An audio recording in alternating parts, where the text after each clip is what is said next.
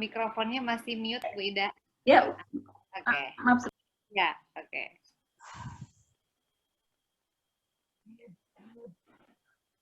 Mohon maaf, ada telepon dari anak saya. Oh iya, baik. Di Anaknya pesantren. udah, ya, oh baik. Bu Ida sekarang anaknya ada berapa, Bu Ida berarti? Anak saya 3, yang satu sudah hampir selesai, sudah semester 6 ya, hampir 3,5 tahun insya Allah selesai di Unpad, di agribisnis, sedang magang. Kemudian anak kedua perempuan di sekolah tinggi pendidikan di Magviro. Dan yang paling kecil masih SMP. SMP juga ya, Bu ya? Ya, jadi ini buku-buku ini banyak kisah dari cerita anak-anak saya semuanya. Jadi buku ke-1 ini banyak cerita anak pertama, buku kedua ini anak kedua, buku ketiga ini inspirasinya dari anak ketiga, ya. Ini gabungan semuanya, ya. Oh, luar biasa, Bu Ida. Produktif sekali, Bu Ida ini. Dan inspirasinya dari anak ya, Bu ya? Iya, betul. Bisa jadi buku ya, Bu Ida ya?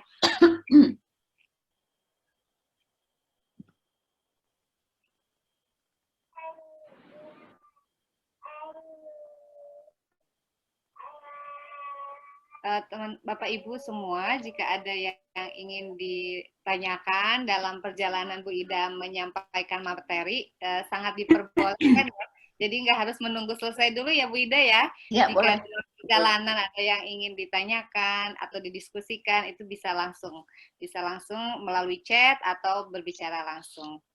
Terima kasih. Saya lanjut lagi ya. Ya, baik Bu Ida.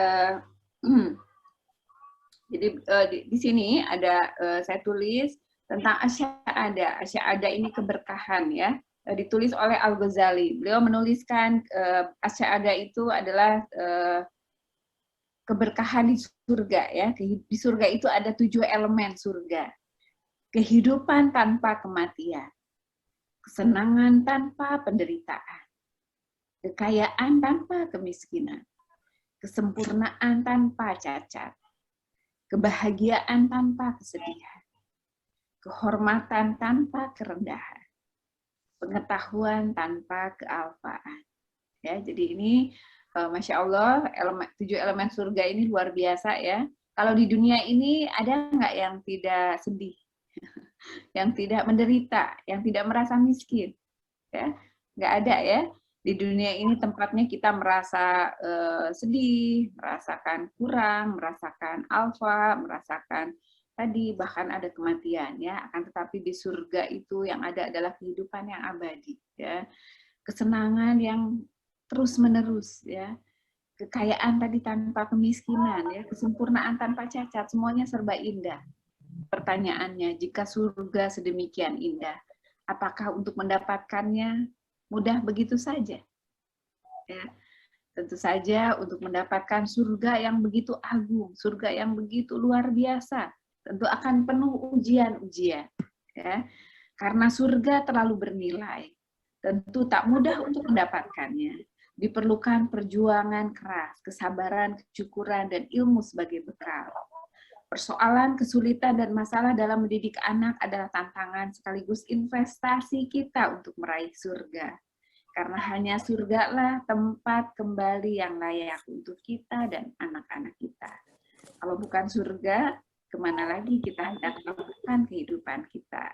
Ya, karena surga tempat asal anak-anak kita, maka sesungguhnya Allah telah membekali ya potensi-potensi ini yang sudah Allah bekali kepada anak-anak kita. Ya, di sini banyak sekali kisah-kisah menyentuh tentang bagaimana sesungguhnya anak ini berasal dari surga. Ya, misalnya ada cerita, pernah dengar nggak? Ada seorang anak datang kepada mamanya bawa 2 apel. Ya, dia dari rumah temannya dari luar gitu. Terus ketika bawa apel 2, bundanya tanya, kamu punya apel 2, pasti buat mama ya? Ternyata sama anaknya digigit 1. Oh, yang itu buat mama 1 lagi ya? Ternyata 1-nya digigit lagi. Ya, kok dua-duanya digigit sih? Mama nggak kebagian ya? Kok kamu pelit sih sama mama?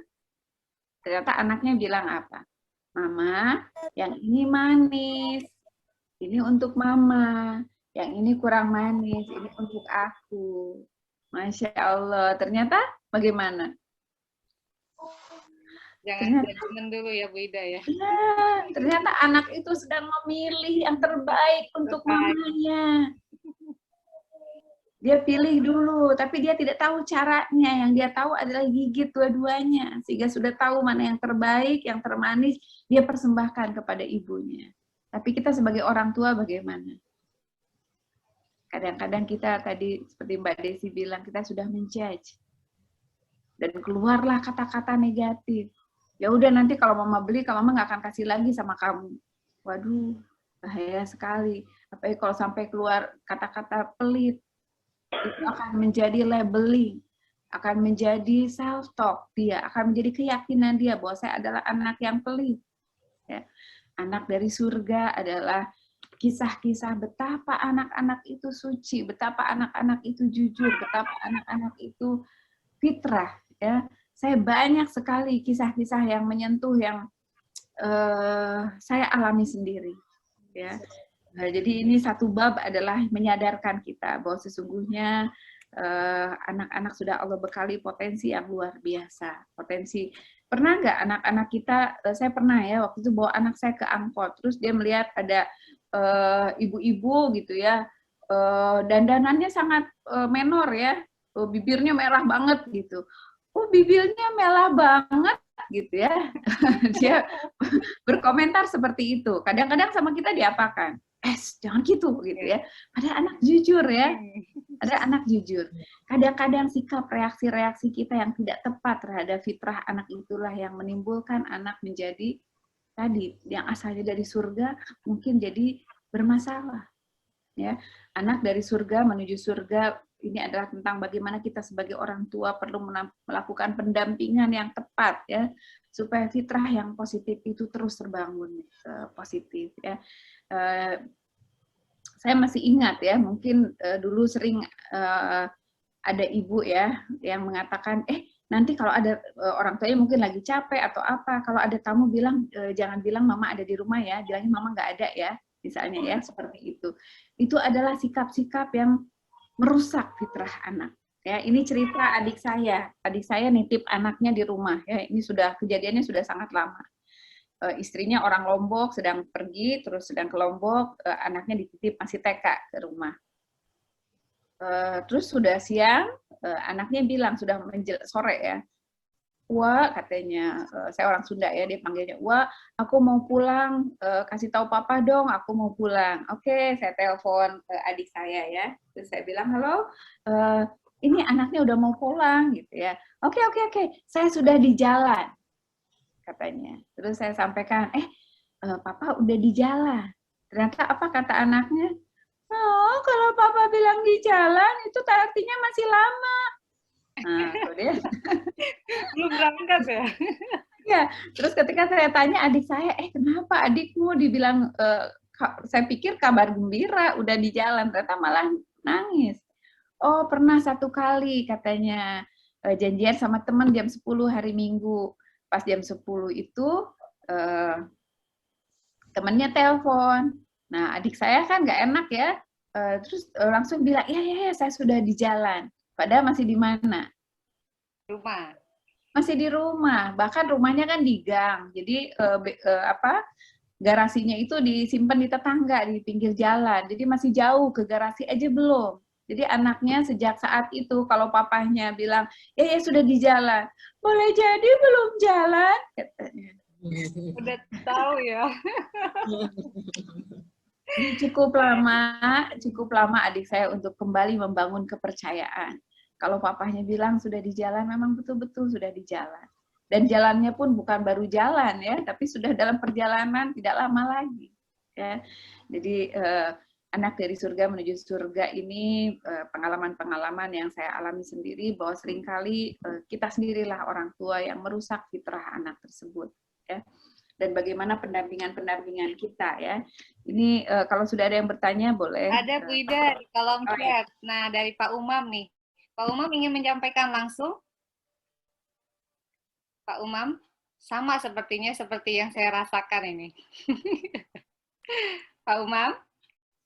Oke, saya bacakan chatnya ya Bu Ida. Pak Umam ada? Langsung aja Bu, nggak apa-apa, di chat aja, di chat. Oh, di chat. Oke. Di chat aja, di chat. Baik Pak Umam. pertanyaan Pak Umam, Bu Ida, bagaimana cara mengendalikan hati dan emosi ketika anak kita bertindak tidak sesuai dengan apa yang kita harapkan, Bu Ida? Oke. Baik ya, ini sedikit saja sebagai pengantar kenapa kita perlu mengendalikan emosi kita ya. Jadi saya lanjut dulu sambil nanti saya jawab Pak Umam ya. Ini tentang pendidikan ya. Ini dari sebuah pepatah Cina ya. Bila kita memikirkan 1 tahun ke depan, maka tanamlah benih. Tapi bila kita memikirkan 1 dekad ini 10 tahun ya, ini bahasa Malaysia. 10 tahun ke depan tanamlah pohon.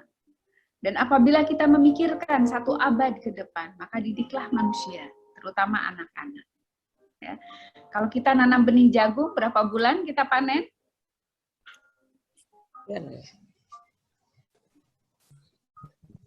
Ya. Berapa bulan kalau kita nanam jagung panennya? Ada yang tahu? Berapa ya? Berapa bulan? 6 bulan. Bukan petani ya, pada nggak tahu. 3 bulan, 3-4 bulan. Ya, 3-4 bulan ya. Udah bisa panen. Kalau didik anak 3 bulan, 4 bulan sudah bisa panen belum? Belum ya. Panen matematika. Kalau kita memikirkan 10 tahun ke depan, tanamlah pohon. Nanam pohon 10 tahun sudah bisa dipanen. Didik anak 10 tahun sudah ada hasilnya? Belum juga ya. Tapi bila kita memikirkan 1 abad ke depan, didiklah manusia, terutama anak-anak. Mendidik anak tidak bisa 3 bulan. Juga tidak bisa 10 tahun. Perlu waktu bertahun-tahun lamanya. Mungkin sampai mereka sarjana juga masih perlu kita didik ya. Akan tetapi hasilnya bisa ratusan tahun ke depan.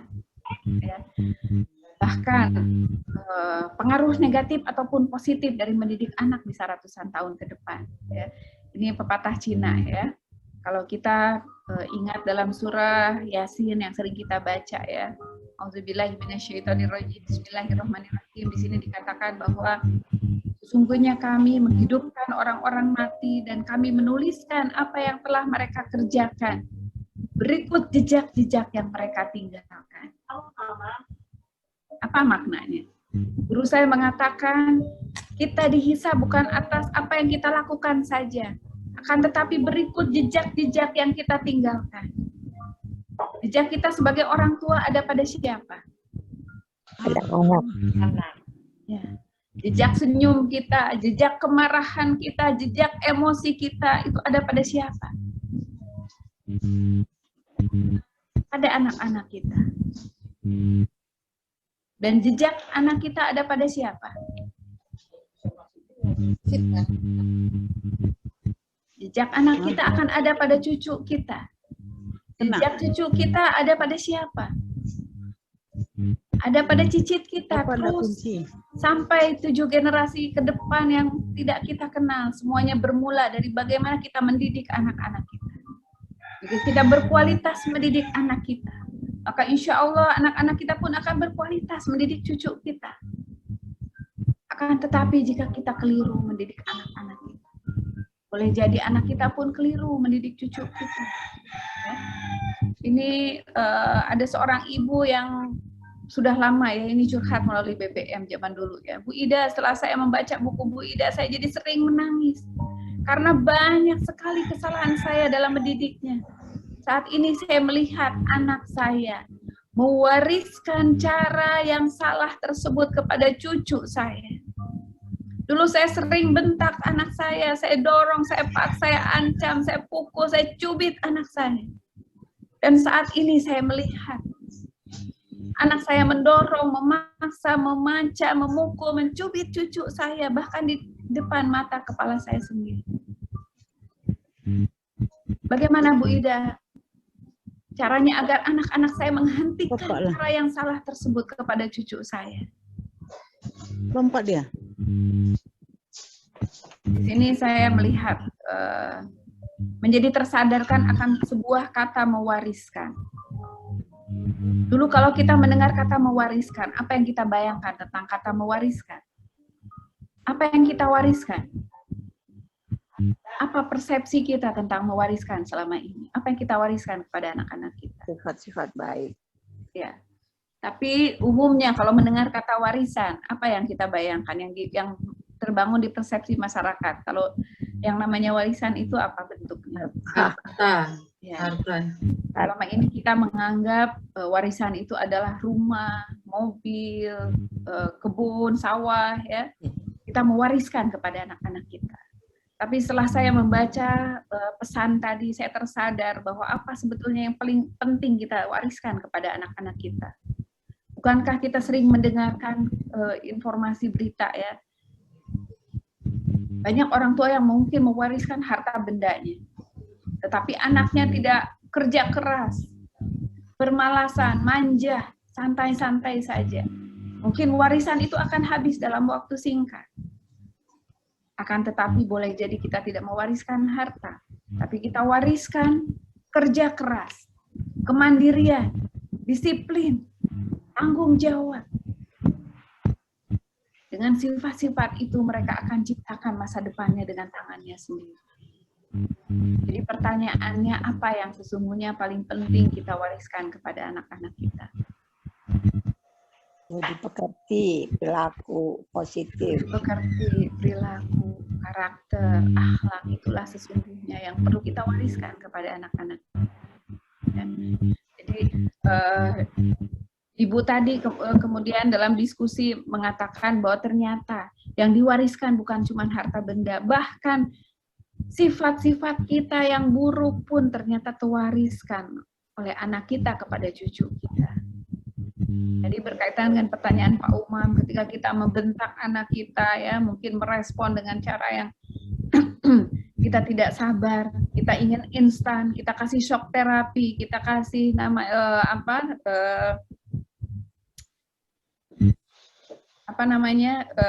ya shock terapi, ya, efek jerak.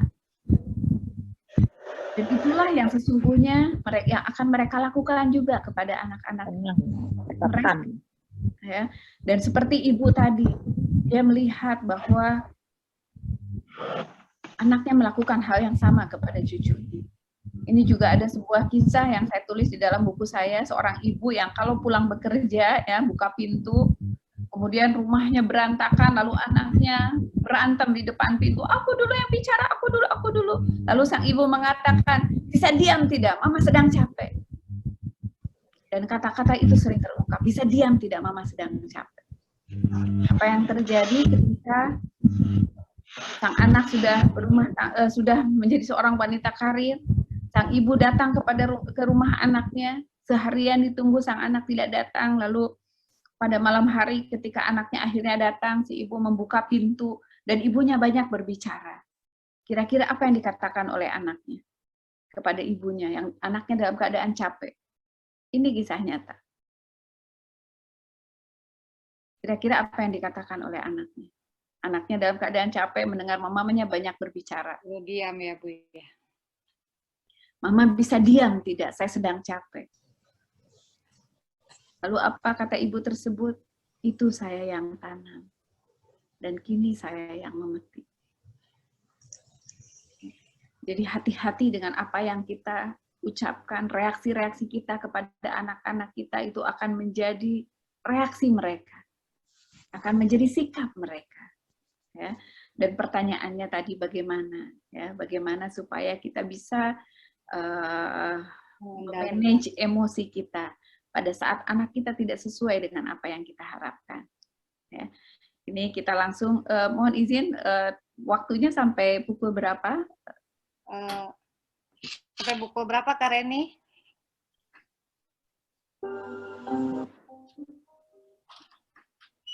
Belum di-mute, belum di-unmute Kak Reni. Ya. Kalau menurut jadwalnya kan sampai jam 15 ya, cuma kayaknya waktunya tadi mundur. Boleh sampai dengan waktu asar mungkin ya? Waktu asar ya. Baik. Sampai asar ya Mbak Desi bisa ya? Baik ya. Ya. Tergantung Bu Ida Kak Reni, materinya Bu Ida. Iya, maksudnya waktu Zoom kita bisa ya? Oh siap, bisa. Oke, Bu Ida boleh sampai asar ya Bu Ida? Ya, baik. sambil mungkin karena waktunya juga tidak banyak ya, saya akan langsung go through materi ya, sambil nanti di tengah ada yang terakhirnya nanti yang spesifik akan jawab untuk Pak Umam ya, karena ini belum selesai tentang ciri surganya ya. Nah, Baik, nanti ya. di dalam pembahasannya akan saya jelaskan. Baik, baik. Sebentar. Ya. Karena memang tantangannya Bu Ida sekarang ini dari rumah tidak diajarkan, tapi tahu-tahu bersikap yang tidak diajarkan itu karena efek dari digital ini ya Bu Ida ya. Ini apa yang saya saya merenungkan ketika terjadi pandemi, kemudian saya lakukan di dalam rumah ya. Saat itu yang kami lakukan, jadi kami berkumpul ya. Kemudian saya dengan anak-anak, dengan suami, saya katakan kepada mereka, yuk Abi yang biasanya ke kantor ada di rumah, Umi yang biasanya juga bekerja seminar ada di rumah, kita semua WFH, AA, Teteh yang biasanya kuliah di luar kota sekarang ada di rumah, Ade juga belajar di rumah. Bagaimana kalau kita di dalam rumah ini kita ciptakan surga, ya. Jadi sebelum kita pergi ke surga nanti, saya tanya ya, siapa yang ingin sekeluarga masuk surga? Boleh angkat tangan. Semuanya ya. Ya. Kita ingin sekeluarga masuk surga ya. Itu saya lontarkan kepada anak-anak saya. Yuk kita berazam, kita tentukan visi hidup kita akan ke surga sekeluarga. Nah, sebelum masuk surga nanti, bagaimana kalau kita ciptakan dulu surga di dalam rumah? Setuju nggak? Yuk, kita ciptakan surga di rumah. Jadi kita berpura-pura dulu menjadi penghuni surga. Berpura-pura menjadi penghuni surga itu adalah berlatih dulu menjadi seorang penghuni surga supaya nanti sudah terbiasa. Ya, itu yang saya sebutkan kepada anak-anak. Dan kita harus cari tahu apa saja ciri-ciri penghuni surga ya. Di sini saya temukan beberapa dalam surat Al-Ghoshiyah ya. Ini ayat 8 sampai 10 ya. Mohon maaf kurang. Jadi di sana dikatakan auzubillahi minasyaitonirrajim bismillahirrahmanirrahim, pada hari itu banyak pula wajah yang berseri-seri. Mereka merasa senang karena usahanya dalam surga yang tinggi. Jadi kriteria pertama ciri penghuni surga itu apa? Wajahnya berseri-seri. Wajahnya berseri-seri. Oke, kita cek dulu apakah di sini wajahnya seperti wajah penghuni surga, apakah wajahnya berseri-seri. Nah, boleh dekatkan ke kamera wajahnya dan tampilkan wajahnya yang berseri-seri. Waduh, Masya Allah ya. Wajah yang berseri-seri. Gimana sih ngelihat wajah yang berseri-seri? Seneng nggak? Senang. Seneng ya. Karena wajah berseri-seri ini mencerminkan hati yang bahagia. Ya. Wajah berseri-seri ini langsung mengalirkan energi, semangat, kebahagiaan. Ya. Senyuman itu memberikan hormon endorfin, ya, sehingga saya katakan kepada anak-anak kita, yuk kita sekarang tampilkan wajah berseri-seri di dalam rumah, kita sedekah, ya. Senyum itu adalah apa? Sedekah. Sedekah kepada siapa? Pada banyak orang. Pada banyak orang. Tapi menurut ilmu pengetahuan, ya, menurut sains, ketika kita tersenyum ada hormon endorfin yang mengalirkan rasa nyaman ke dalam tubuh kita, yang membuat aliran berpikir kita menjadi lalu lintas otaknya berpikirnya menjadi lancar. Dan kita menjadi awet muda. Jadi sedekah pertama ketika tersenyum itu kepada siapa sesungguhnya? Pada diri sendiri. Kepada diri sendiri. Ya, masihkah kita akan pelit sedekah kepada diri sendiri? Jangan dong. Nah, ya, boleh berikan senyum.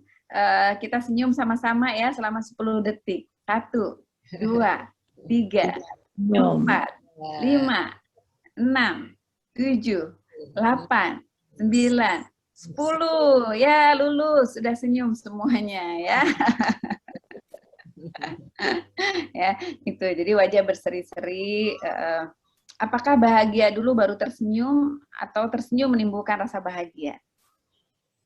Tersenyum menimbulkan rasa bahagia. Ya, nggak usah nunggu dapat undian dulu, nggak usah nunggu dikasih berlian dulu sama suami, ya. Pokoknya senyum aja dulu. Senyum itulah yang akan menimbulkan rasa bahagia, ya. Jadi kunci pertama, perbanyak senyum, ya, tampilkan wajah berseri-seri, ya. Itu tips pertama, ya. Di dalam surga itu cirinya seperti itu. Dan percayalah, ya, dengan senyum aja sudah banyak yang berubah, ya. Anak lagi berantem aja kita senyum, anak-anaknya bingung, kok mama nggak marah sih? Akhirnya udah, berantemnya berhenti. Ya, karena anak-anak kadang berantem tuh cari perhatian. Ya. Oke, apalagi di sana kamu tidak mendengar perkataan yang tidak berguna. Nah, jadi ciri yang kedua itu apa? Ciri di surga apa? Kata Kalau baik. berdasarkan yang ayat tidak berguna. ini ayat 11 ya, mohon maaf. Apa yang kedua? Perkataan yang tidak berguna. Ya, dengan kata lain, kalau tidak ada perkataan yang tidak berguna, berarti perkataannya Berguna. berguna. Kalau kita marah-marah itu berguna nggak? Enggak. Enggak ya, bikin emosi, bikin stres ya. Marah boleh, tapi marah yang mendidik. Tapi seringnya kita marah itu karena apa? Kadang Kesal. karena emosi, karena kesel ya. Kalau memojokkan itu berguna tidak? Tidak. Membuat rasa bersalah itu membuat tidak percaya diri berguna tidak? Tidak. Tidak berguna ya. Jadi apa perkataan yang berguna itu ya? Saya akan lanjutkan ini perkataan yang berguna di dalam teori komunikasi ada 4 ya. Bahwa komunikasi itu fungsinya 4. Satu itu inform, untuk memberi informasi. Yang kedua to educate, untuk mendidik. Yang ketiga membujuk, persuade ya. Yang keempat adalah to entertain, untuk menghibur. Jadi berkomunikasi di dalam rumah pastikan hanya 4 hal ini. Memberi informasi, mendidik, membujuk, menghibur. Kalau menyindir berguna tidak? Pada saat ini. Ya, menyalahkan, ya, membanding-bandingkan, ya, kemudian banyak hal ya, banyak komunikasi virus komunikasi yang terjadi di dalam rumah disebabkan oleh emosi. Ini yang ketiga, ciri penghuni surga adalah duduk saling berhadap-hadapan satu sama lain, saling bertegur sapa, ya. Dan mereka berkata, sesungguhnya kami dahulu sewaktu berada di tengah-tengah keluarga kami merasa takut akan azab Allah, ya. Jadi selalu duduk berhadap-hadapan satu sama lain dan bertegur sapa, lalu di situ berdiskusi, ya, ngobrol apa saja, ya. Ini kami selama pandemi alhamdulillah hampir tidak pernah ada satu hari pun yang kami tidak lakukan diskusi. Ya, setelah menampilkan wajah, lalu memastikan kata-kata kita berguna. Yang ketiga adalah selalu mengadakan forum ya, halakoh di dalam keluarga, membahas apa saja. Ada masalah pembagian pekerjaan, nanti kalau sudah nggak pandemi mau liburan kemana ya, satu hari di dalam rumah ini kerjaan apa saja, tanggung jawab semua, bukan hanya Umi saja, Abi saja. Mari kita breakdown pekerjaannya apa ya, sehingga berbagi pekerjaan seperti itu. Dan ketika kita bisa menjalankan 3 hal itu ya di dalam rumah, insya Allah kita bisa menghadirkan suasana rumah yang nyaman. Ya. Tadi saya lanjut lagi di sini bagaimana ada lagi sedikit ya, ini dari apa yang disampaikan, karena ini komunikasi ini sangat penting, diajarkan oleh Luqman Al-Hakim ya, di dalam surah Luqman dikatakan bahwa komunikasi Luqmanul Hakim ini ada 3 ya tipsnya. 1, janganlah memalingkan wajah. Ya, perhatikan mimik wajah ketika berbicara ya. Tadi wajahnya harus membuat nyaman. Yang kedua, berjalan, janganlah engkau berjalan angkuh. Perhatikan gestur tubuh kita juga ketika berbicara kepada anak ya. Kalau wajahnya tidak menyenangkan, didengarkan nggak kata-kata kita ya. Kalau ekspresinya sudah menyeramkan, anak-anaknya nggak mendengarkan ya. Begitu pula kalau gesturnya kita seperti ini, belum apa-apa, informasi itu nggak ada yang masuk ke alam bawah sadar anak kita. Dan yang ketiga, janganlah teriakan suara. Janganlah bersuara seperti suara keledai. Ya, menurut ahli komunikasi, teknik komunikasi yang baik itu adalah the lower the stronger. Semakin rendah nada suara kita, semakin powerful. Jadi kalau bicara sama anak, nah, Bunda mau bicara, ya, dengan suara yang rendah itu lebih masuk ke alam bawah sadar anak. Tapi kalau kita, nah, gimana sih, ibu kan udah bilang dari tadi kenapa nggak belajar terus, gimana sih mau? Anaknya mau nggak belajar, malah stres, ya. The lower the stronger, ya. Terakhir tadi bagaimana tipsnya, ya. Yang paling mudah menurut saya nih tips bagaimana supaya kita bisa mengelola emosi pada saat anak kita tidak seperti yang kita harapkan, ya. Ini saya pakai permisalan, ya. Jadi ini permisalannya seperti ini.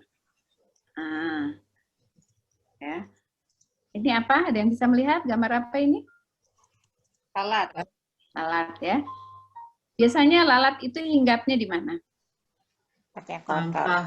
Di kotoran, ya, di sampah-sampah.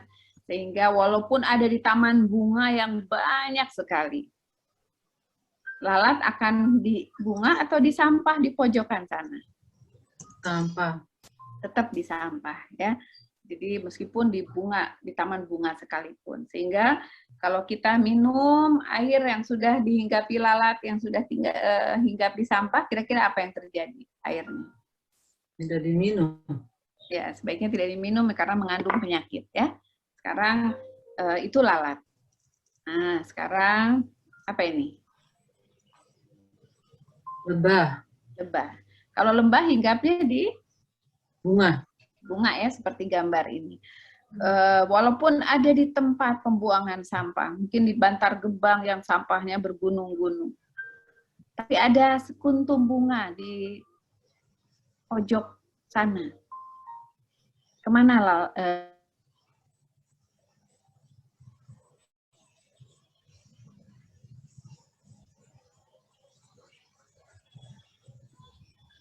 Mohon maaf Bu Ida, suaranya hilang.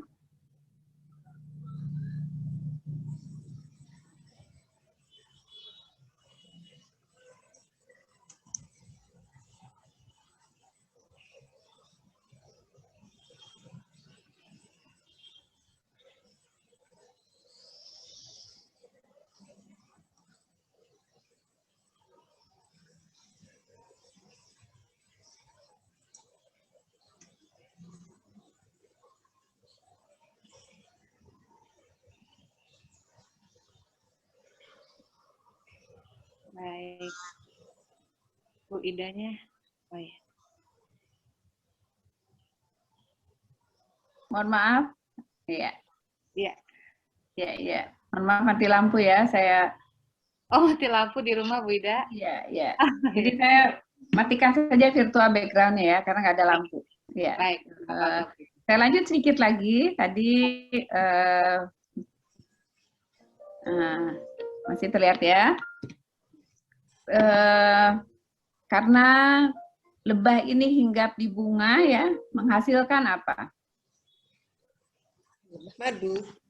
Madu, ya. Kalau kita minum madu, bagaimana? Sehat. Oke.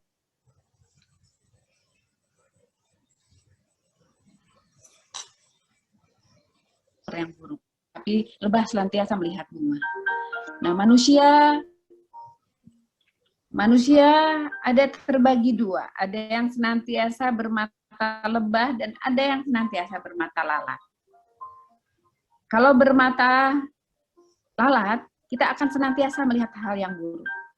Pada anak kita, pada suami kita, pasangan kita, pekerjaan kita, organisasi kita. Tapi kita juga bisa menggunakan mata lebah yang bisa melihat hal-hal yang positif. Ya. Contohnya apa?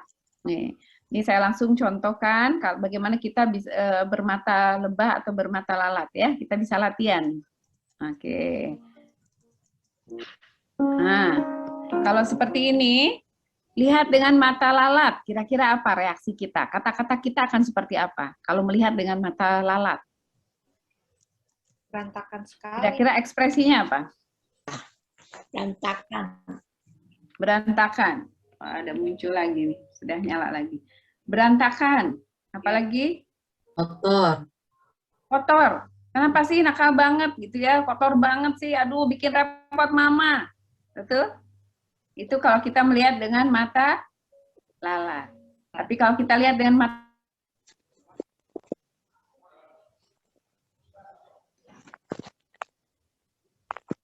boleh di chat. Kita lihat dengan mata lebah. Apa reaksi kita? Ya, kreatif. Gembira. Kreatif, good. Lihat lagi dengan mata lebah, apa yang ditemukan? Anaknya gembira. Ria. Gembira, apalagi? Mau bereksplorasi. Bereksplorasi, apalagi? Boleh, ada yang mau di chat juga boleh. Melihat seperti itu, apalagi? Mereka rajin nggak sih? Ya, Rajin senang. ya, mereka mau bekerja sibuk gitu ya. Apalagi kreatif, rajin, kemudian eksplorasi. Ini calon master chef hebat. Ya. Itu kita lihat dengan mata lebah. Tapi kalau kita lihat dengan mata lalat, berantakan, repot, bikin kotor rumah, mubazir, gimana sih? Waduh, keluar kata-kata negatif. Itu dulu di WA nanti diminta. Ya, jadi dengan melihat dengan mata lebah, maka kita akan melihat hal yang positif dari anak-anak kita yang membuat emosi kita menjadi tidak menjadi turun tadi ya, menjadi terkendali. Lihatlah segala sesuatu dari sisi positifnya. Ya, baru kita boleh beri pijakan kepada anak kita. Oke, kita latihan lagi nih.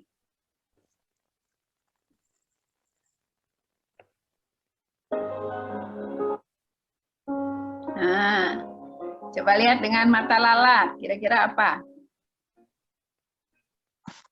Berantem. Berantem, apalagi? Nakal. Apalagi? Ekspresi kita melihat anak seperti ini, apa pikiran kita atau yang kita ungkapkan pada anak kita. Kalau kita melihat dia dengan mata lalat. Apalagi? Bandel. Bandel, apalagi? Kakak jangan ganggu adik.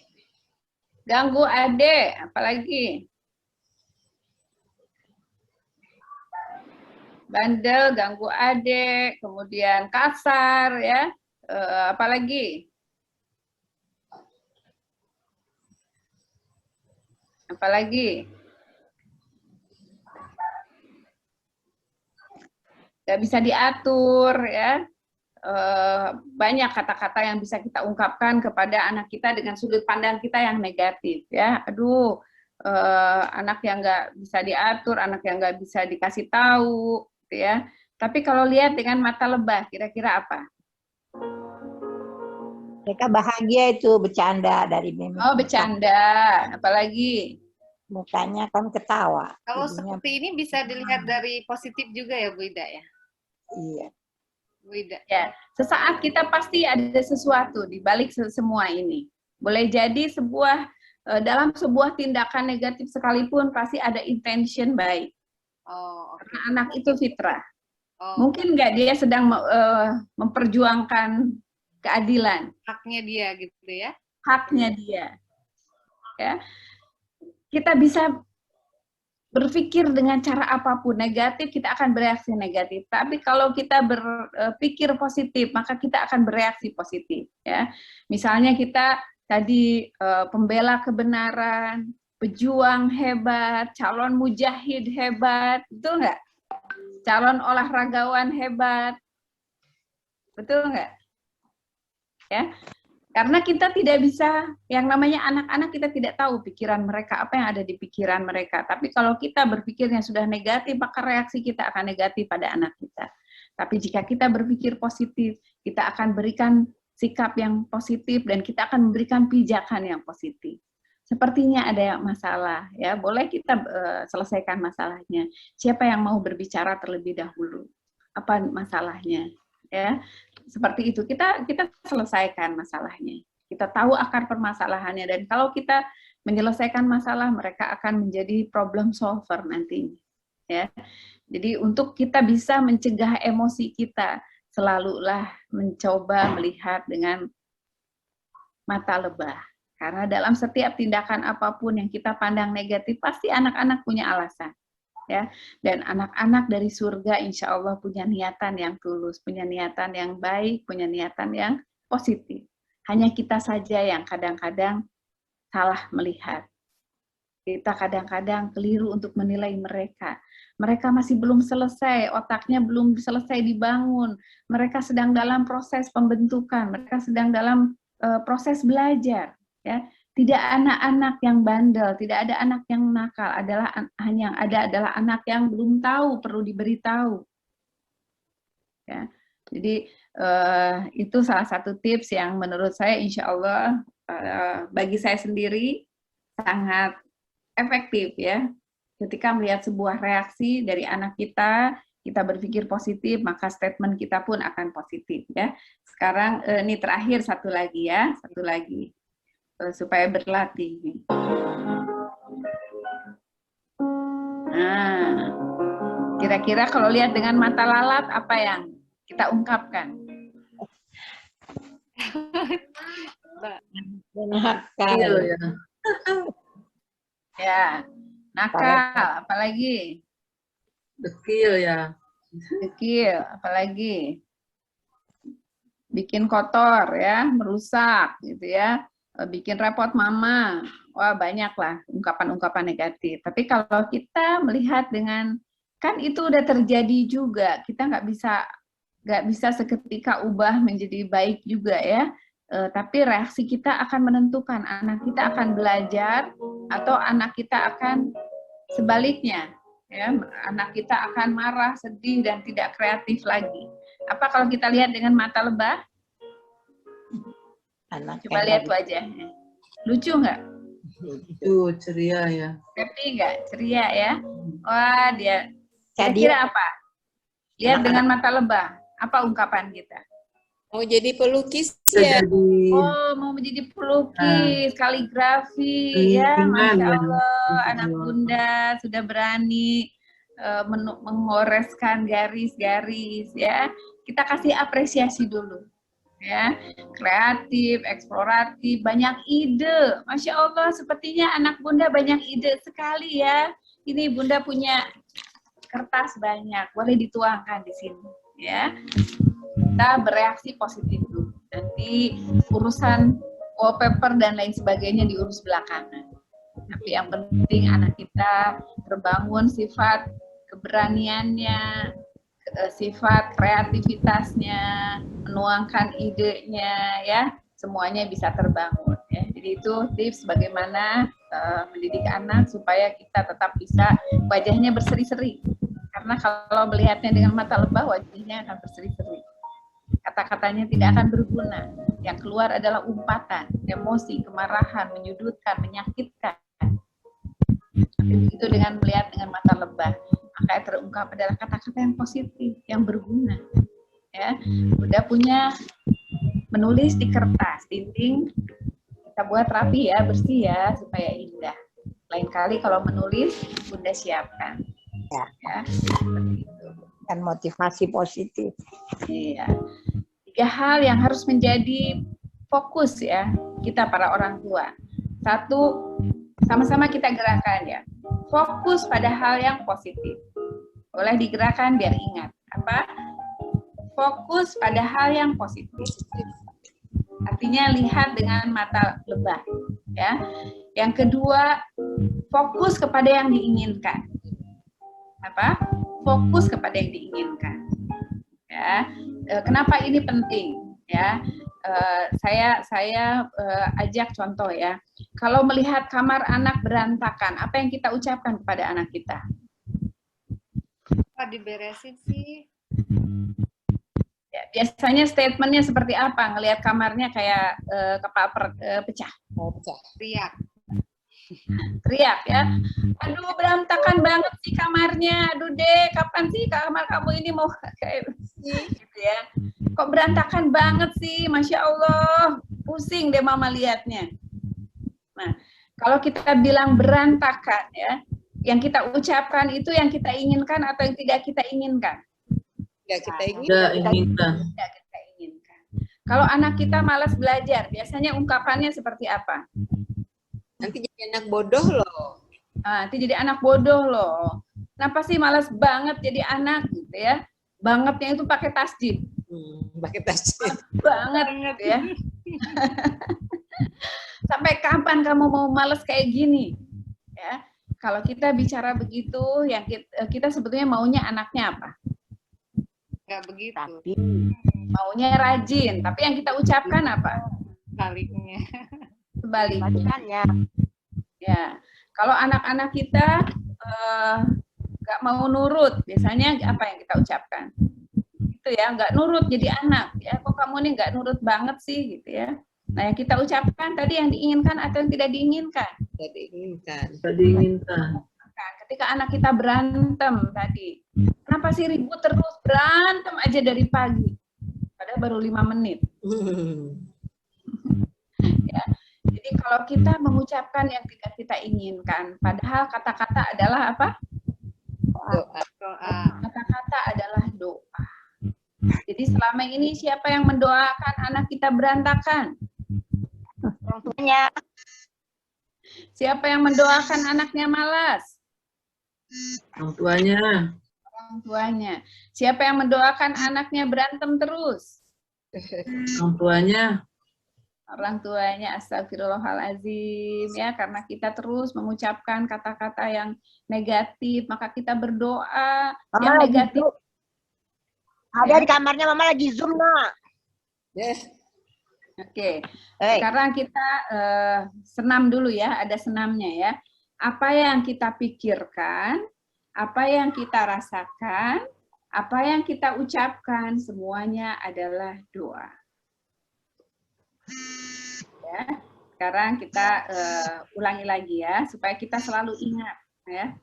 Apa yang kita pikirkan, sama-sama diucapkan, boleh di-unmute supaya Ya. masuk ke dalam hati kita. Apa yang kita Mama pikirkan, lagi Zoom, Apa kenapa? yang kita pikirkan, Mama apa lagi yang Zoom. kita rasakan, apa yang kita rasakan, apa yang kita ucapkan, apa yang kita ucapkan, semuanya adalah doa. Semuanya adalah doa. Oke, amin. Mudah-mudahan ya Allah bimbing kami untuk hanya senantiasa memikirkan, merasakan, mengucapkan apa yang kami inginkan saja, apa yang baik-baik, apa yang menjadi doa bagi anak-anak kami ya. Jadi yang kedua adalah fokus kepada yang diinginkan. Apa? Fokus kepada yang Apa yang diinginkan. diinginkan. Ya, jadi katakan yang kita inginkan. Yang terakhir adalah fokus pada solusi. Yuk, sama-sama apa? Fokus pada solusi. Fokus pada solusi. Ya, ulangi lagi. Fokus pada hal yang positif. Yang kedua, fokus pada yang diinginkan, yang didoakan ya. Yang ketiga, fokus pada solusi. Ya, ada dua manusia. Ada manusia masalah, ada manusia solusi. Kalau manusia masalah yang dibicarakan adalah hanyalah masalah. Tuh kan dari tadi Mama bilang juga apa, kenapa nggak dengar terus? Wah, masalah yang diucapkan. Tapi kalau oke, sekarang sudah terjadi, apa yang harus kita lakukan? Itu adalah manusia solusi. Ya, dengan kita selalu melihat dengan mata lebah, ya, dengan melihat dengan mata lebah kita akan senantiasa fokus kepada hal positif, fokus kepada yang diinginkan. Dan yang ketiga, fokus kepada solusi. Ya, demikian dari saya. Mudah-mudahan bermanfaat apa yang disampaikan. Masih ada pertanyaan, Bu Desi, Mbak Desi? Kalau di chat sih tidak ada, Bu Ida, kalau di chat. Nah, mungkin ada yang ingin bertanya langsung, dipersilahkan.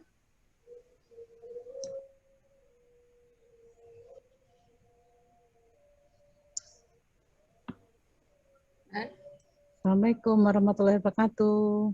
Waalaikumsalam warahmatullahi wabarakatuh.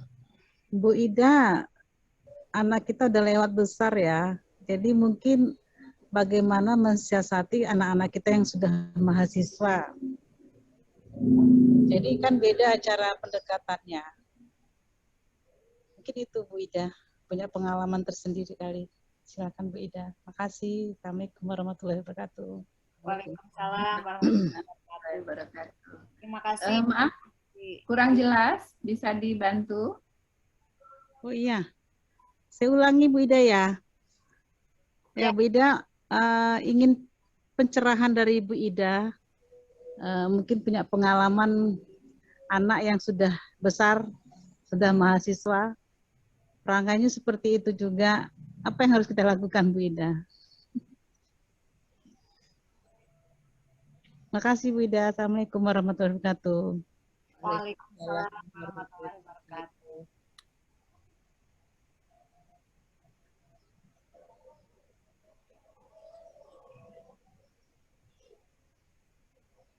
Bisa ditangkap Bu Ida? Sebentar, sepertinya Bu Idanya ke sign out. Bisa ditangkap nggak ya, sayang? Ya, sebentar Bu Artuti ya. Sepertinya Bu Idanya ke sign out Bu Artuti. Baik. Keluar. Oke, sudah ada lagi. Baik Bu Ida, apakah yang ditanyakan Bu Artuti tadi sudah sempat terdengar Bu Ida? Kurang jelas, tidak tertangkap. Oh oke. Baik. Bu Artuti ini memiliki anak yang sedang kuliah ya Bu Artuti ya? Iya. Bagaimana itu cara pendekatannya Bu Ida?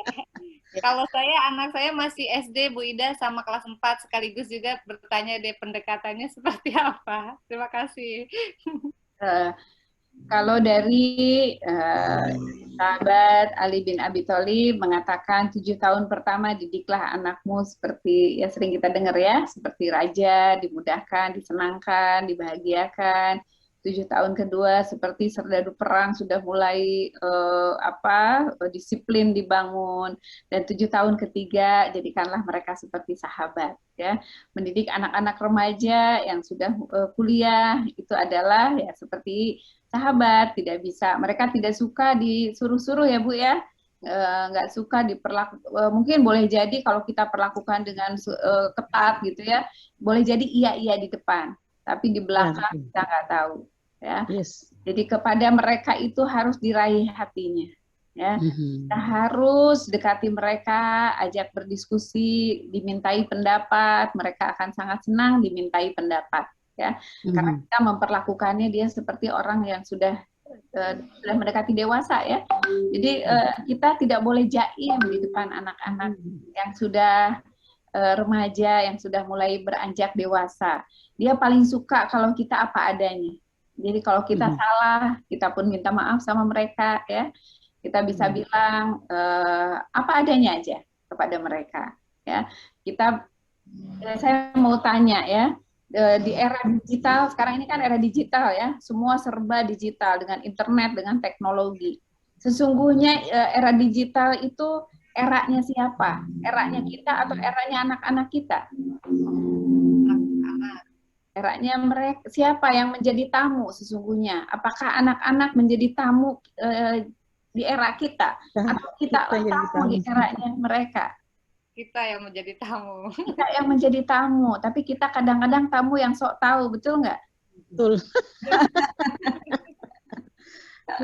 betul. Keponakan saya bilang, bapakku sudah sotoy, sudah gaptek, sotoy lagi, katanya. Insya Allah.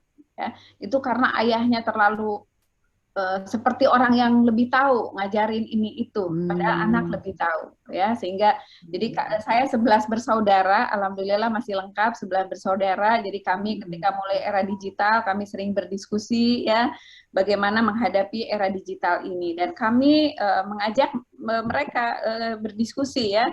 Ini waktu tahun baru kemarin Kami berdiskusi antara milenial versus kolonial ya. Nah, ini kami mendengarkan ungkapan-ungkapan mereka ya. Diskusi ini sudah sering kami lakukan ya. Salah satu pertanyaannya, kalau kalian ingin tahu sesuatu ya, kalian tanya kepada siapa? Satu, kepada ayah bunda, kepada bapak ibu guru, kepada teman, atau kepada Mbah Google. Nah, silahkan. Kepada siapa? Tanya Mbah Google, kita nggak didengar ya. Ya, jawabannya Mbak Google. Jadi hati-hati ngasih saran, menasehati, berpendapat kepada anak-anak, mereka lebih tahu. Dan seringkali orang tua berpendapat tentang kesuksesan itu seperti eranya mereka. Yang sukses itu jadi pegawai negeri, yang sukses itu yang begini, yang membaca, yang belajar di atas membaca buku di meja belajar. Itu era kita.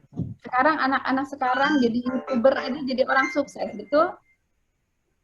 Halilintar jadi sukses. Tips sukses kita nggak sama dengan tips suksesnya anak-anak sekarang.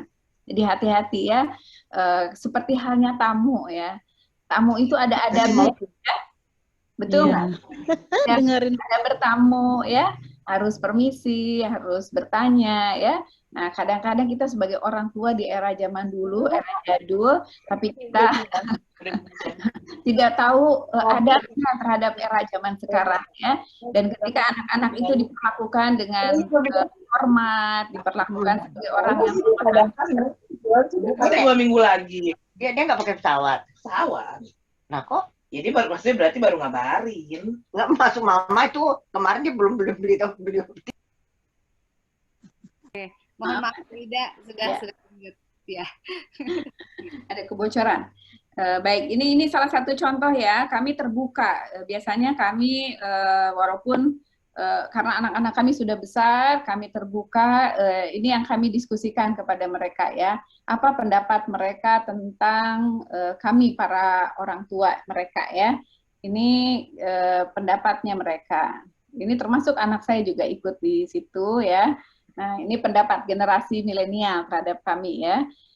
Jadi keponakan ada sekitar 25 ya, kami 11, ada hampir 30 lah. Yang nomor 1 katanya orang tua itu suka overprotective. Yang kedua tidak konsisten katanya ya. Yang ketiga suka kepo. Nah, ini yang keempat suka judging, suka menjudge ya. Jadi kalau pulang malam kira-kira apa menurut orang tua? Biasanya dibilangnya anak yang nggak mau diatur, susah diatur. Padahal boleh jadi dia sedang melakukan kegiatan sosial ya, sedang baksos atau sedang apa gitu ya. Bagus ya, jam segini baru pulang. Waduh, udah kita marah-marah ya. Padahal boleh jadi dia melakukan hal yang positif.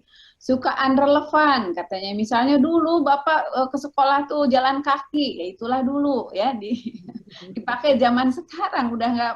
Zaman dulu emang belum ada Gojek Pak gitu ya. Terus mama dulu wah segala macam lah ya. Terus suka krisis kepercayaan katanya. Terus orang tua itu suka membanding-bandingkan. Ada yang bilang orang tua tuh nggak open minded. Wah ini benar banget nih. Ini anak saya yang bilang nih. Ada yang bilang orang tua itu stubborn, keras kepala katanya. Terus orang tua itu suka melampiaskan. Marahnya sama papa, ngelampiasinnya sama kita katanya ya. Terus yang ke-11 orang tua itu suka ngegas. Ngegas di mobil, bukan di rumah gitu ya. Lagi di kamar masih ngegas juga nih katanya. Terus suka ceramah. Udah mau sekolah, udah 30 menit, papa masih aja ceramah kata anaknya. Terus suka merasa paling benar ya. Jadi kami ketika mendapatkan polling pendapat seperti itu, kita diskusi, oh iya ya kita harus lebih open minded lagi, kita nggak boleh melampiaskan, kita nggak boleh ngegas ya seperti itu. Jadi banyak-banyak mendengar, anak-anak akan nyaman, justru nanti mereka juga akan curhat kepada kita ya. Makanya tadi harus tips ketiga, penghuni surga itu duduk berhadap-hadapan ya, sama-sama, tidak merasa lebih tinggi seperti kipas tadi yang tinggi dan pendek ya, duduk sama-sama, berpendapat, tukar pikiran ya. Seperti itu Bu, insya Allah kalau hubungannya baik, mereka diperlakukan seperti orang dewasa, sebetulnya banyak ide-ide yang luar biasa dari mereka. Ya, kalau kami acara keluarga itu mereka menjadi narasumber ya. Mereka yang sering berpendapat dan kita mendengar, belajar dari mereka. Alhamdulillah mereka sekarang kami bikin perusahaan di bidang IT ya, family business yang dilakukan oleh para keponakan-keponakan ini, dan mereka sangat luar biasa. Tahun ini bisnis mereka sudah double, bahkan sudah kliennya dari luar negeri di dalam IT ya, dan mereka berbagi tugas sesuai perannya mereka, sesuai dengan kelebihan mereka, sesuai dengan passionnya mereka. Usia anak-anaknya masih, jadi mereka udah sejak sekolah udah pada magang di situ, seperti anak saya sekarang kok sambil kuliah sambil magang di situ, dan sudah alhamdulillah sudah mulai dapat project-project. Oh, milenial ini keren-keren Bu. Kalau kita bisa berpikir positif kepada mereka, bisa mengarahkan sesuai potensinya, mereka lah future leader, mereka pemimpin masa depan yang akan menjadi para khalifah yang akan memakmurkan dunia ini. Kuncinya berpikir positif kepada mereka. Ya. Lebah ya Bu Ida ya. Insya Allah. Baik, terima kasih Bu Ida, sangat bermanfaat nih untuk kami semua yang hadir di sini ya. Baik Bapak Ibu dan adik-adik, nah mungkin kita juga pengen mendengar nih dari adik-adik ya yang masih kuliah. Boleh satu orang. Jika ada yang ingin bertanya, dipersilahkan. Jangan takut ya, mamanya nggak ada di sini kok. Jika ada yang mau ditanyakan, silakan dari adik-adik. Tapi ada neneknya nih. Oh, ada nenek. Nenek juga mau. Boleh dikasih kesempatan dong. Eyang juga. Boleh. Tidak ada. Kalau Aul ada yang ingin ditanyakan, Aul selaku generasi Z nih. Sepertinya ini menyimak dengan baik ini. Iya. Ada kan yang ingin dicurhatkan gitu ya terkait dengan kegiatan apalagi di masa pandemi seperti ini gitu kan, tantangannya pasti berbeda. Ada yang ingin ditanyakan Aul atau teman-teman yang lain? Cukup Bu dari saya. Oh, cukup, baik.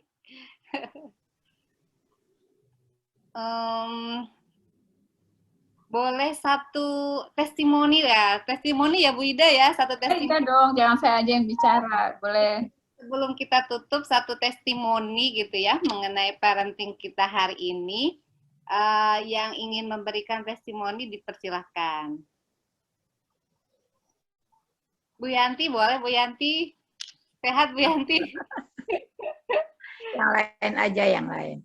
Oke, baik. Sepertinya apa namanya? Mungkin nenek ya. Mau curhat tapinya. Ya. Ini sejak adanya pandemi kan alhamdulillah nenek umurnya udah 70 tahun ya. Agustus nanti 18 Agustus 70 tahun. Tapi sampai saat ini nenek nih. Saking sayangnya anak kepada si nenek ini, neneknya nggak boleh kemana-mana itu Bu. Bagaimana menyikapinya? Nggak boleh kemana-mana, di rumah saja. Oke. Terima kasih. Terima kasih. Pertanyaannya dari nenek ya. Saya juga punya ibu usianya 82 tahun ya. Kemarin 1 April tuh baru milad ya. Dulu kalau saya seminar, ibu saya itu saya ajak ya ke Kendari, pernah ke Samarinda, ke Balikpapan, ke Jawa Timur, ke Lubuk Linggau pernah ya, ke Malaysia juga pernah. Ibu saya paling senang berjalan-jalan ya. Jadi boleh Ibu bicara ya, diskusi tadi ya, duduk berhadap-hadapan, dari sudut pandang Ibu seperti apa, dari sudut pandang anak seperti apa. Sebetulnya insya Allah kalau dikomunikasikan dengan baik ya, misalnya yang dikhawatirkan anak apa, COVID dan lain sebagainya ya. Oke, Ibu sendiri mungkin bisa kasih saran, bisa kita cari jalan keluar, gimana yang bisa jalan-jalan tapi aman. Ya, kemana saja? Kalau kita dulu sama seperti ibu saya dulu ada beberapa itinerary ya, dulu yang mau beliau ingin ke Banjarmasin, ingin ke Padang gitu ya, yang seharusnya di tahun 2020 itu terlaksana, tapi tidak terlaksana. Akhirnya kita jalan-jalannya yang dekat-dekat saja ya, misalnya lebih ke di sekitar yang bisa dijangkau dengan kendaraan ya, dengan protokol yang tetap kita jaga ya, seperti itu. Jadi intinya komunikasi Bu, komunikasi, dicari jalan tengahnya, dicari titik tengah yang bisa aman tapi Ibu juga bisa berjalan-jalan ya.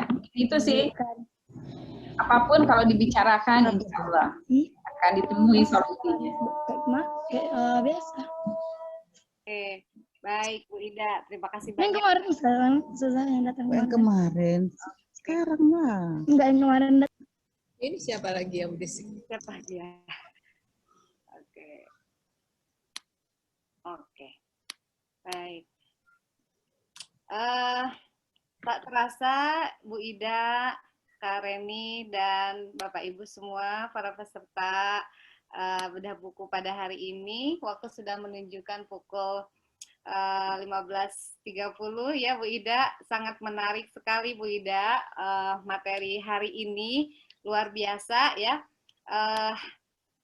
Apa namanya, bagi Bapak Ibu dan teman-teman jika berminat gitu ingin memiliki buku karya dari Bu Ida, nanti bisa kontak ke Kak Reni ya. Kami sudah mengirimkan di kolom chat gitu ya, untuk mengorder jika Bapak Ibu ada yang berminat untuk mengorder buku karya dari Bu Ida, seperti itu. Oke, baik Bu Ida, sebagai sebelum ditutup ada closing statement dari Bu Ida. Ya, dari saya intinya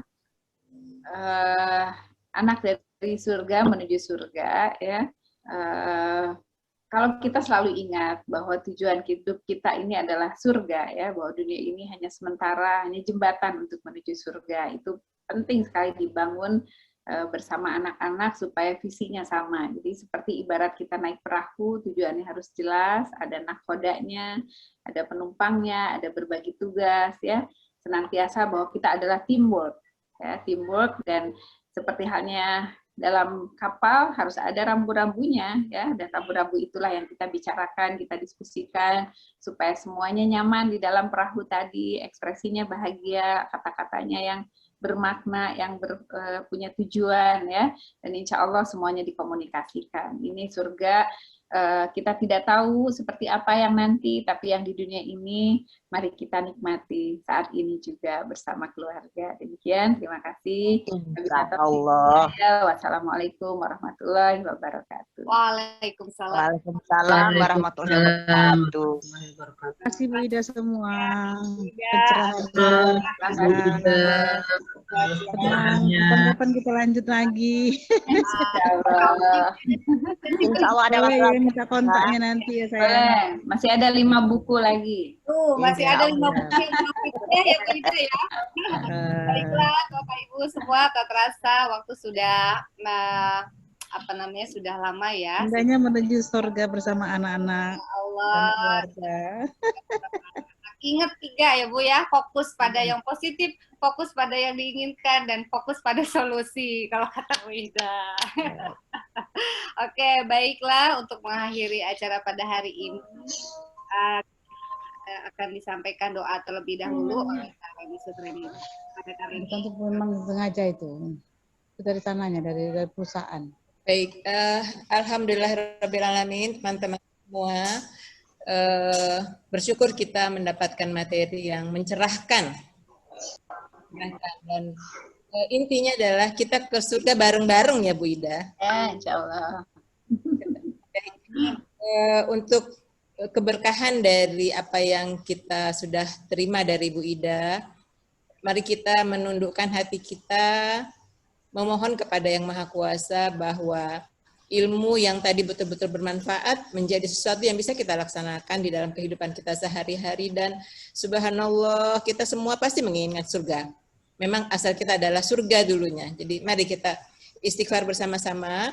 Dan saya lebih senang kalau kita melakukannya bersama-sama, walaupun tidak mengeluarkan suara, tapi doa itu adalah doa kita bersama. Tadi kita istighfar bersama-sama. Astaghfirullahaladzim, astaghfirullahaladzim, astaghfirullahaladzim. Alladzi la ilaha illa huwal hayyul qayyum, la ta'khudhuhu sinatun wa la nawm, lahu ma fis samawati wa ma fil ardh, man dzalladzi yashfa'u indahu illa bi'iznihi, ya'lamu ma baina aydihim wa ma khalfahum, wa la yuhitu bi'in min ilmihi illa bima syaa', wasi'a kursiyyuhus samawati wal ardh, wa la ya'uduhu hifdhuhuma wa huwal 'aliyyul 'azim. Ya Allah, ya Rahman, ya Rahim, ya Malik, ya Kudus. Allahumma sholli ala Muhammad wa ala ali Muhammad wa ala alihi washabihi wassalam. Ya Allah, pada sore hari ini kami baru saja menyelesaikan satu diskusi bedah buku, di mana buku itu mengarahkan kami untuk menuju surgamu, ya Allah. Dan kami harus menjalankan ke surga itu bersama dengan anak-anak dan keluarga kami. Ya Allah, Engkau yang Maha Kuasa, Engkau yang membolak-balikan hati manusia. Lembutkan hati kami, ya Allah, agar senantiasa dekat kepadamu. Lembutkan hati anak-anak kami, agar senantiasa dekat kepadamu. Ya Allah, Engkaulah penolong kami, Engkaulah tempat kami bergantung, Engkaulah tempat kami mencurahkan segala apa yang kami inginkan. Ya Allah, pada hari ini, di antara kawan-kawan kami ini, ada yang belum hadir, maka beri mereka kesempatan untuk bisa menghadirinya kembali nanti pada saat ada yang kita lakukan kembali. Ya Allah, ya Rahman, ya Rahim.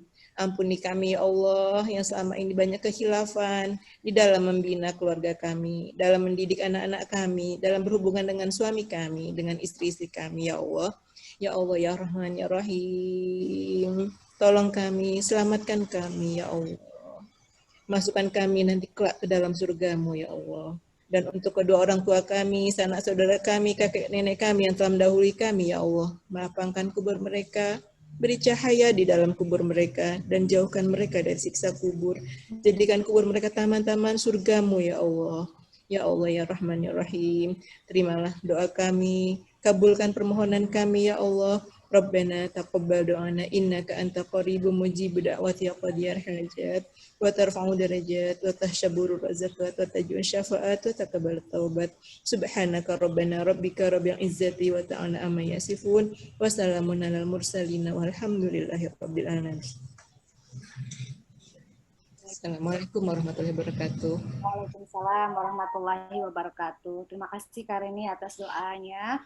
Semoga ini bermanfaat untuk kita semua, khususnya untuk saya yang juga memang sudah menjadi ibu dari 3 putri ini, Bu Ida ya.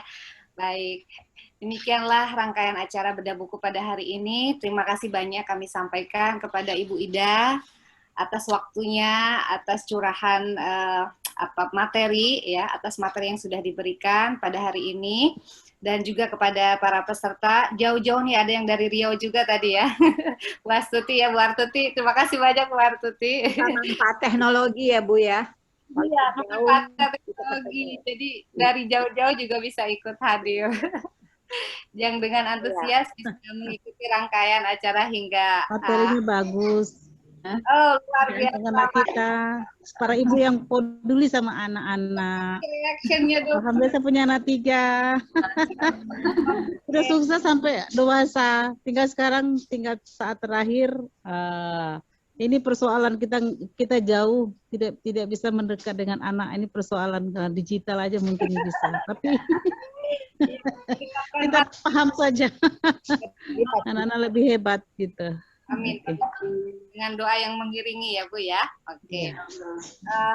Saya selaku pembawa acara mohon maaf jika terdapat kekurangan Bu Ida dan semuanya mohon dimaafkan jika ada kesalahan. Tidak ada. Sampai bertemu kembali Bapak Ibu semua insya Allah di bedah buku berikutnya ya dari Bu Ida ya.